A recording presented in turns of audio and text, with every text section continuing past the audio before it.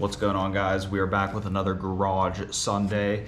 Today, we're gonna be trying out some cheap Amazon tools to work on a German car. So this should be interesting. I went and I picked up the timing locking tool to lock these camshafts together, and then the crank locking tool as well. This is normally like a $200 something set if you get it from the bigger manufacturers that make these specialized tools. But I found it on Amazon for $30, and I've never, ever cheaped out on specialty tools before. And I was just kind of curious because I bought this timing kit for like 2 different cars. This is like the 3rd car I'm buying it for. And I figured, why don't we just try and give the $30 one a chance? I mean, it's literally just a cam locking bar, a top dead center crank lock, and I think it's a pin to pull one of the tensioners out of there somewhere.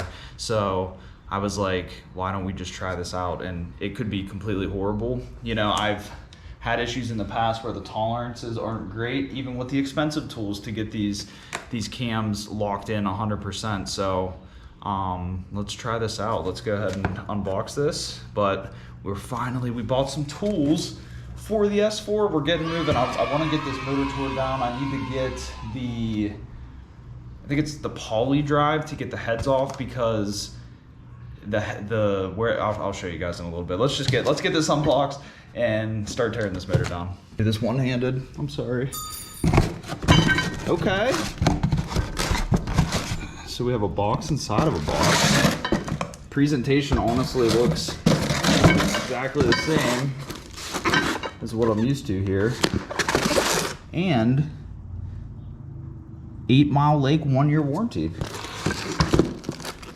Need our razor back again.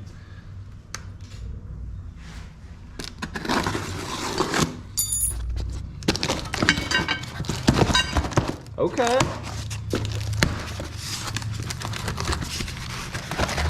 This is what we're talking about here, guys.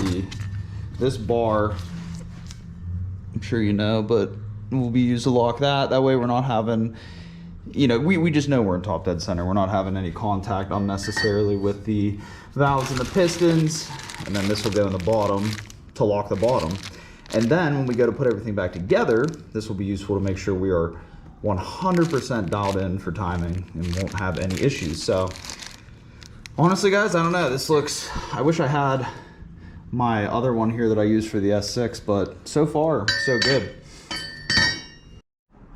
All right, so I'm gonna start tearing the spark plugs out. We already got the coil packs out. You probably saw in the other video.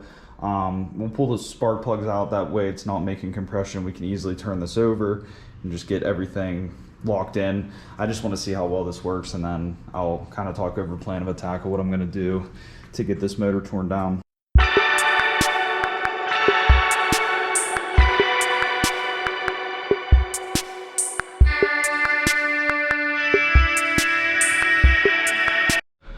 All right, spark plugs are broke loose. We should have some good movement here now. The next thing that I'm terrified to try and tackle are these Allen keys here holding this pulley in place, which if I can't get those out, if they strip, I don't even know. I'm gonna get in here with a pick and just try to clear out as much debris as possible, and then just really take my time hammering the key into there and just going nice and slow and taking my time.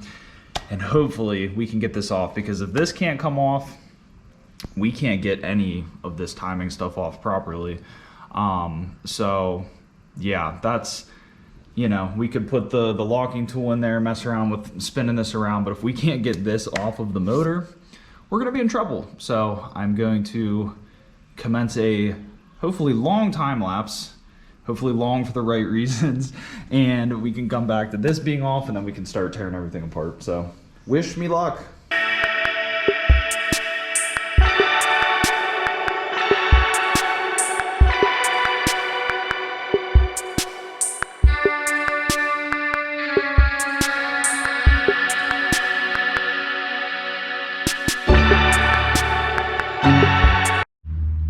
Well, we actually did it.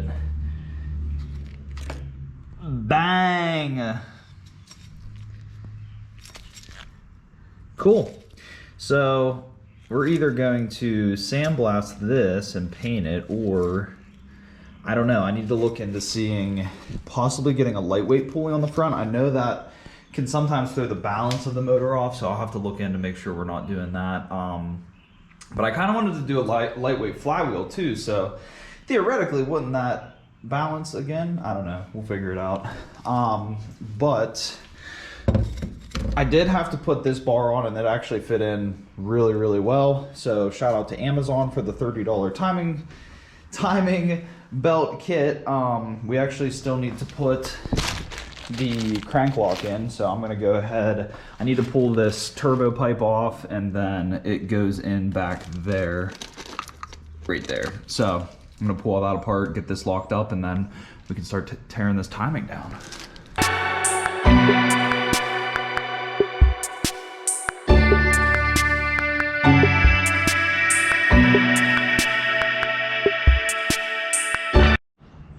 All right, so we got the timing belt off.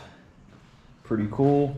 I think I have everything disconnected from the turbos.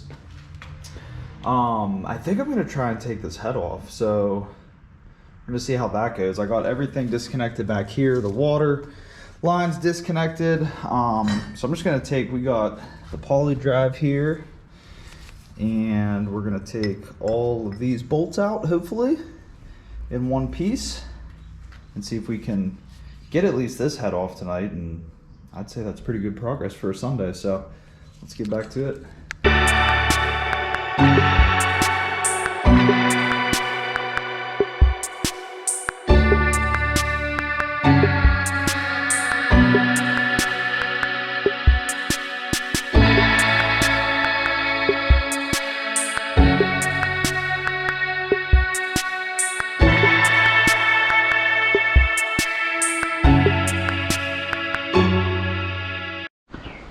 All right, guys, so we got one of the cylinder heads off. It was a total pain because I had to leave the turbo attached because of a couple different reasons. We got stripped bolts, rusted off bolts, and then even some bolts that were missing, and instead of putting another bolt in, it was welded into place. So we should be able to remove this manifold off of this head and still be able to use this head, but I would say this entire assembly, it's time for it to rest. It's pretty beat up, pretty worn out. Everything else looks pretty good on the head. Underneath, like I said, there's a lot of burnt oil. Now, what I hope is the case is these oil pools in here are just from either the valve stem seals or, you know, the turbo. Obviously this thing would smoke a ton whenever it was driving, so I'm hopeful that is the issue, but it does kind of make me want to tear into the rest of the motor just because I really don't know. There's a little bit of play on this center cylinder. I don't know how normal that is. I'm not very experienced at all, like not experienced at all with bottom end stuff. Like I've done, you know, head replacements and head rebuilds, but this would be my first time tearing into the lower end of an older Audi engine, so kind of makes me want to do it, but we'll see. I think that's going to be it for today's video. The engine actually is looking worse than what it was when we first started, but I want to kind of reset, make sure we account for every bolt, put everything back where it needs to go, and just kind of get ready for another week. But I appreciate you guys checking out this video. We're going to continue tearing this thing down next weekend. Let me know if you guys are enjoying the weekly uploads, and I will talk to you later. See ya.